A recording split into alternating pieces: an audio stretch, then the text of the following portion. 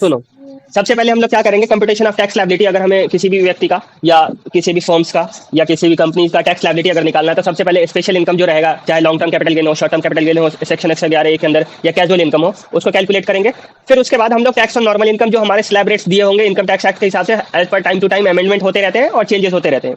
जो हमारा 2023-24 का रहेगा फाइनेंशियल ईयर, और प्रीवियस ईयर 2022-23 का रहेगा, रेलेवेंट हमारे लिए वही है, हम लोग उसी के हिसाब से पढ़ेंगे।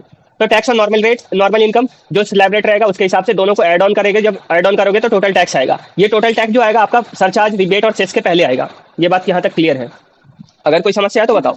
उसके बाद हमारे पास एक सरचार्ज नाम का एक और एडिशनल टैक्स है। जो ज्यादा पैसा कमाते हैं उनको ज्यादा टैक्स देने की जरूरत पड़ती है, वो क्या है बाद में हम बताएंगे। फिर मार्जिनल रिलीफ है। अगर आपका टैक्स आपके कमाई से ज्यादा लग रहा है तो वहां पे गवर्नमेंट मार्जिनल रिलीफ के नाम के रिलीफ देती है, मार्जिनल रिलीफ के नाम से एक प्रोविजन है। उसमें हमारे पास जितना हमारा पैसा हमने जो अर्न किया है उससे ज्यादा अगर हमें टैक्स लग रहा होगा ओवरऑल, फिर हम लोग को उतने टैक्स देने की जरूरत नहीं पड़ती है, तो उसके लिए मार्जिनल रिलीफ का बेनिफिट्स मिलता है। फिर उसके बाद रिबेट मिलता है 87A के अंडर। वो भी हम लोग देखेंगे कितना रिबेट हम लोग एसेस कर सकते हैं या अवेल कर सकते हैं।